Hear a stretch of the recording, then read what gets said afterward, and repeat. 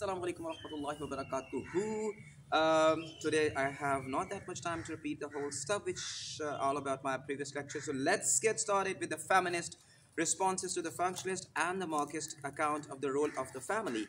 Feminists challenge both the functionalist and the Marxist perspectives by focusing on conflict within the family and in the particular, and on how women are exploited through traditional gender roles put in force and reinforced for the benefit of man.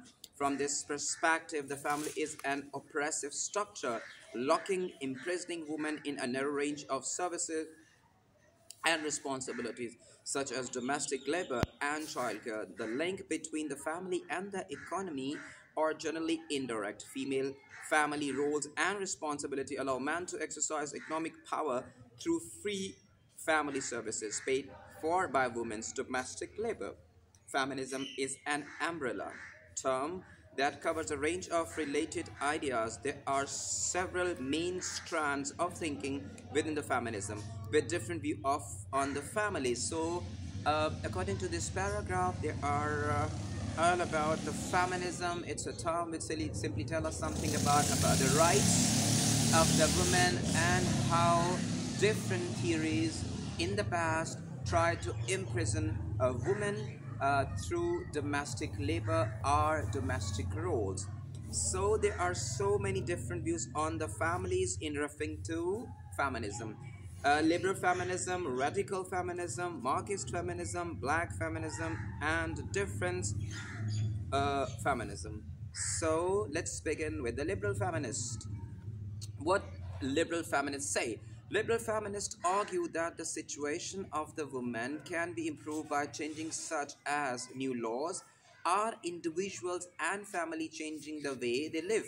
For example, men doing more of the housework. This was a very common view in 1960s and early 1970s. Liberal feminists in the UK and some other countries succeeded in getting new laws passed. In the UK, the most important were the Equal Pay Act and the Sex Discrimination Act. These made things better in some ways, but radical feminists argue that there were still deep-seated problems. Liberal feminists have been criticized by other feminists for not recognizing that patriarchy is deeply embedded in society and that equality cannot be achieved by passing laws but by individuals changing.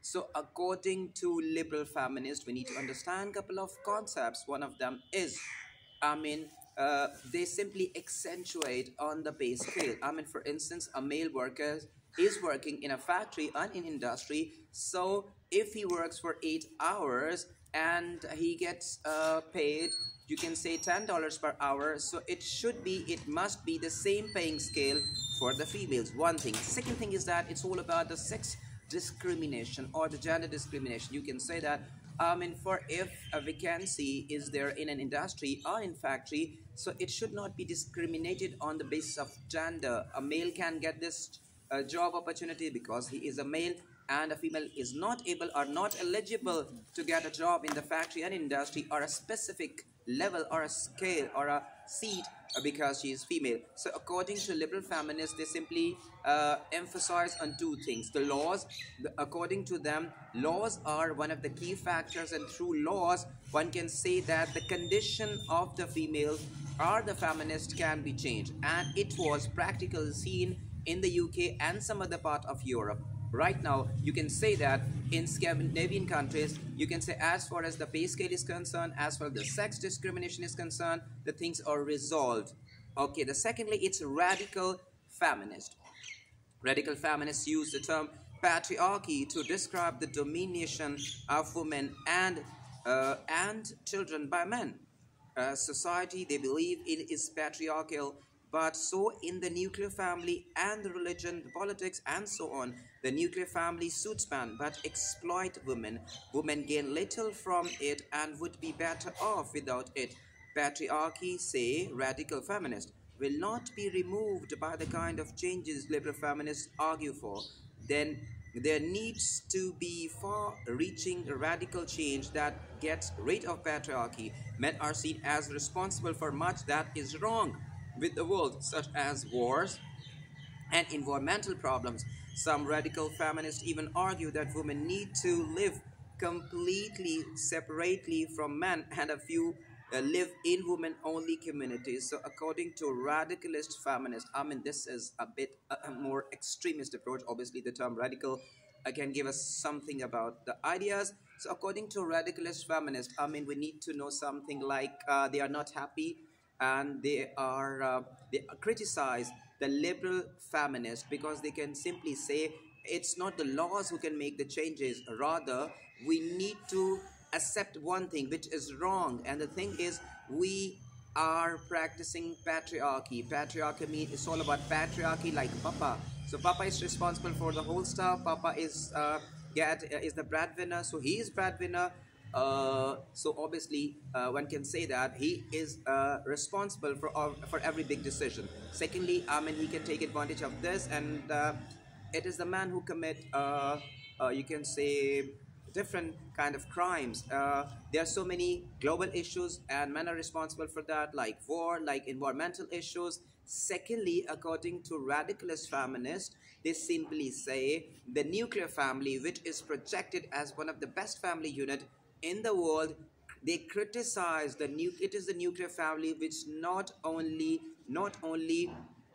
promote patriarchy, but at the same time they neglect, or you can say imprison the female by exploiting and accentuating on domestic work. So I mean, women are forced to do household work. They are forced to do childbearing. By doing that, by forcing them to do household work, they are far away from their ambitions. I mean, there are less opportunities for females as compared to men in the society for a change.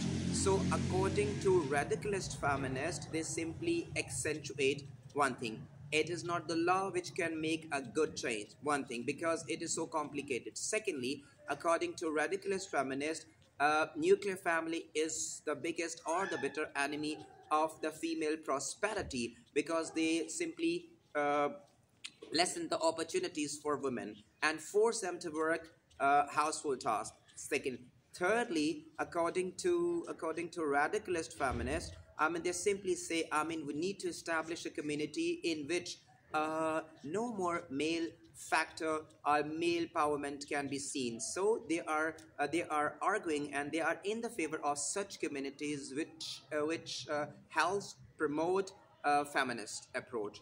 And by doing so, they simply offer women to live their own world.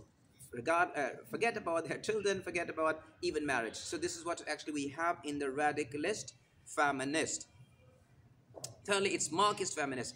Marxist feminists combine the insight of feminism and Marxism, and are particularly interested in the world of work. They point out that men have always been able to work long hours, making profit for the burgess, because women have been doing the domestic work. It is women who make capitalism possible, even though this is usually ignored, and the domestic work women do is not valued. The man cannot easily go on strike or stop working because they have to support their families. This also suits the Burgess. Marxist feminism emphasized female exploitation through the idea of a dual burden, double shift. Women are doubly exploited in the workplace, public sphere, as paid employed, and those labor contributes to ruling class profit, and in the home, private sphere, as unpaid worker whose labor mainly benefits men. Duncombe and the Martson, though two sociologists working for Marxist feminism, argue that women now perform a triple shift. The third element being the time and the effort women invest in the psychological well-being of the family members. Female investment in their children's and the partner's emotional well-being not only benefits men within the home, but also contributes to wider economic stability. Bruegel argued that women are a reserve army of labor. Women are called into workforce when there is a shortage of male labor and forced back into the family when there is a surplus. One aspect of this reserve status is that women are generally a less important marginalized workforce. forced into low pay, low status employment on the basis of sexual biased discrimination. So all about the Marxist feminism. Again, there are a couple of things we need to learn, we need to remember. uh, Marxist is actually, it's all about the social injustice, it's all about the economic pressure. So Marxist feminists, they simply consider women as a tool to promote capitalism. One thing. Second thing, they are responsible because they are the one who simply console their partners. They do domestic work. So as they do domestic work, so they give some kind of, you can say, a boost to women to work in the factories. Secondly, thirdly, there is a term which is used, double shift and triple shift. The double shift, it's all about the exploitation of the society or the capitalism to the women, because it's the women who not only bear pressure, criticism, hard work, uh, bantering, this kind of issues while working in a factory or any workplace. This is the first shift, paid employed. Secondly, unpaid employee.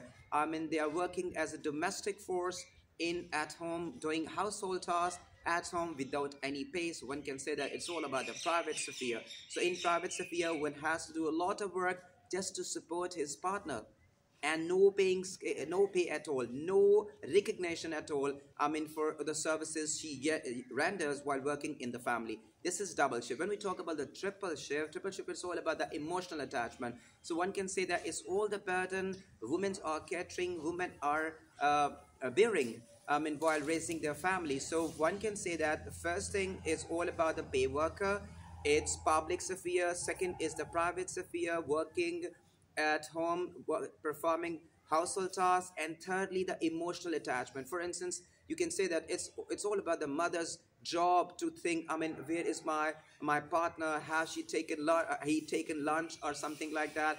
And I mean, for instance, if the person lost a job, so it's a responsibility of the of female or the spouse to encourage her partner. So women are being exploited by capitalist society, are exploited by the nuclear family. So whichever the type or the status of the family, it's always women who has to face the music. It's all about the third shift. And the one more aspect of the um, Marxist feminist, it's all about, you can say that, because they simply accentuate on injustice. So when we talk about social injustice, so less paying scale, gender discrimination, a woman has less opportunity to perform a job. And even though women are considered a reserve force, I mean, in the days of war, or even in any calamity. For instance, it's an earthquake, it's a flood, or these kind of conditions which when we desperately need some extra force. So if women can perform an extra force, extra labor, I mean, why can't she perform the same job while working for the prosperity of his family or for the society? So this is the Marxist approach of feminists. So black feminists developed mainly in the USA amongst the African American women who felt that they had little in common with white American feminists. They could see the African American men, right, also are exploited, and that problem they shared with those men were the best tackled together. So they did not see all men as the enemy in the way some radical feminists did. They see black women as having a different situation within the society compared to the white women, and argue that white feminists are not sufficiently aware of this. White feminists are often focused on the issues such as domestic labor, seeing the family as a source of oppression, but black feminists tend to focus more on the issue outside the family, such as employment and discrimination, and see the family as a heaven from racism. So black feminists is a bit contradictory. I mean, it's very interesting to understand. Uh, we learned something about the liberal feminist. We learned something Marxist feminism, then radical feminists. So if we simply put all these feminist approaches together, we come to know there are certain things which are uh, you can say which are universal. But as far as the black feminism is concerned, their stance on feminism is entirely different, because they simply say it's not about the laws, it's not about the labor work, it's all about the respect, it's all about the honor, it's all about the job opportunities. So basically you can say the black feminist, first their point of view is they don't consider men as their rivals, as their enemy, because they do think and do feel at the same stage the black American African men having same problem as they are facing. So to some extent one can say that the black community, the black American or black African community have something in common, so they can put together with each other for the same purpose. So to tackle the situation, this is one of the thing, I mean, one can say in black feminist. And secondly, they are quite opposite. I mean, for instance, they don't hate or they don't regret to be the part of nuclear family. Rather, they simply say it's the family which provide or protect them from the racism. So I mean, one can say that being as a member of the family, it's always good for the black feminist to live at home, do domestic work. It's far more better. The important thing that they need to work on is the racism, the color, the bantering, the bullying, and they want to have a good job opportunities, to have a good paying scale as compared to the white feminist. So this I need to continue with the difference feminist approach, right? So difference feminist emphasizes the difference between the man and woman and between different groups of women. They disagree with the liberal feminists who argue that men and women can be equal. So one can say that, we don't you think we can make a halt for a second or two, just to so this is what actually we have in the feminist approach. I mean, one can say that it's black feminist, a difference in the feminism. Always there are so many things which are common and there are so many things which are different with each other. So the last thing is the evaluation of the feminist approaches, because feminists cover a range of different approaches including those discussed here. It is difficult to make overall judgment about it. The impact of the feminist ideas in sociology in the 1970s and later provided a strong and much needed challenge to functionalism, which has been the dominant approach unit then. Feminists insisted on including women in research and analysis, leading to a new focus on some previous neglected ideas of the family life, such as the domestic violence and the role of the housewife.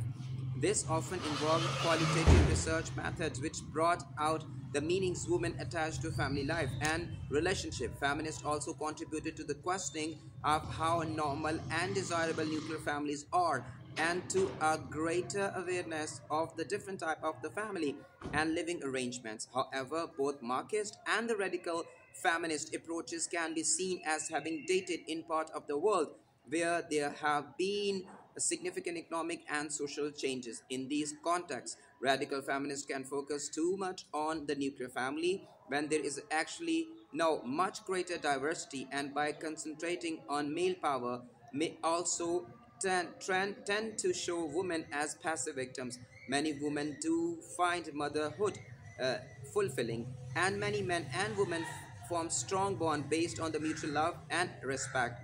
Not all heterosexual relationships are based on the male domination. So if we talk about the evaluation, means we need to have some sort of analysis, I mean, how the different approaches work and what is the crux, I mean, what we need to understand by skimming through all those approaches. So one can say that, I mean, if we simply analyze the whole approaches we have, I mean, to some extent one can say it's all about the laws in generally which can be changed, and by the enforcement of laws one can say that women can get their share in the society on the basis of equality regardless of gender. Okay, so but I mean, if I simply in a nutshell, one can say that different approaches, so they have 2 to 3 things we need to work on if we want to understand the whole approaches. First of all, most of the feminists, they simply consider family the responsible for you can say that, I mean, which simply encapsulate or imprison the woman. They simply restricted the role of the woman while keeping them in house or forcing them to perform household work. So according to two or three, you can say that we can make two or three factors just to understand it. First of all, it's a family. I mean, it's the family who force women and restrict women to have a different lifestyle. You can say have more benefits, the financial benefits from the society. So family is the important factor. Family is considered to be a rival, an enemy in the way of the progress of the woman. One thing. Second thing, it's all about the society. It's not about the family, it's all about the society. We need to understand what is the functionality of the society. Once we talk about the society, one can say that the patriarchy. For instance, we talk about the patriarchy, it's all about the father's responsibility. As the father is the breadwinner, so one, you can say, the chunk of the feminists, they simply consider society, the male domination society, the male domination of society, or the males are given dominant over women for decision making because they are breadwinner. So second, it's all about the society, male dominating society. It's all about the patriarchy. This is the two thing. Thirdly, and the lastly, as far as the evaluation is concerned, one can say that it's all about the behavior. It's all of the demographical features. I mean, there are different part of the world, women are facing different problems. Generally, for instance, one can say that if in Scandinavian countries women are given the equal rights, so still they are facing some certain type of problems which cannot be addressed through feminism. So for instance, to certain areas, one can say that, like white feminists, according to white feminists, or the liberal feminists, they are more concerned about the paying scale, about the job opportunities. I mean, and if we talk about the black American or the black African, they are concerning more about the self-respect. And if we talk, for instance, we talk about the Asian society, one can say that here women have an entirely different kind of issues relating to the violence, the labor, abusing, one can say dowry issues. I mean, women cannot be get married because they are not able to finance their spouses. It's quite surprising. I mean, while we are talking in living in Pakistan, for instance, other Asian countries, so still there are the issues which cannot be addressed wholly, because the issues of multidimensional. So once you take one side to resolve an issue, I mean, there is another side. There are different dendrites, different branches of this issue, so we need to tackle it. It's difficult, and you know that sometimes, as I keep on saying, the sociology is all about the societies, and we are living in different societies. There are different and different dozens and hundreds of society around the globe. So the issues are enormous, and it's always difficult to tackle those issues perfectly.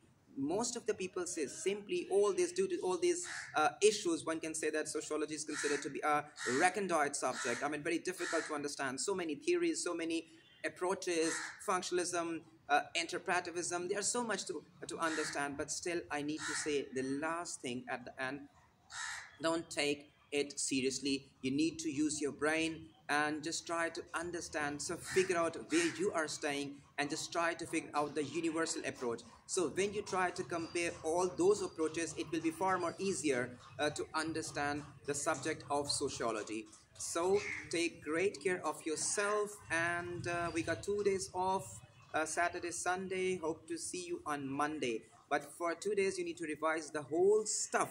And I'll let you know one thing. The last thing, which is, see that if we talk about the chapter family, it's very important, because this chapter covers the one paper of sociology, the paper 2. And when we talk about the family chapter, it consists of two main portions, and within two main portion, every portion has two subheadings. So one can say that if you want to get good marks, you want to get good understanding of the chapter family, one can say that there are 4 portions. And Alhamdulillah, by the grace of Almighty, one can say that today we have completed 1 portion out of 4. You need to have a good time, have a very nice weekend, and try to revise as much as possible. And believe me, if you give quality time, just 1 hour Saturday and 1 hour on Sunday, after working 2 hours and just watching videos, you can get what you are wanted. Till Monday, it's time to say goodbye, and fi amanullah.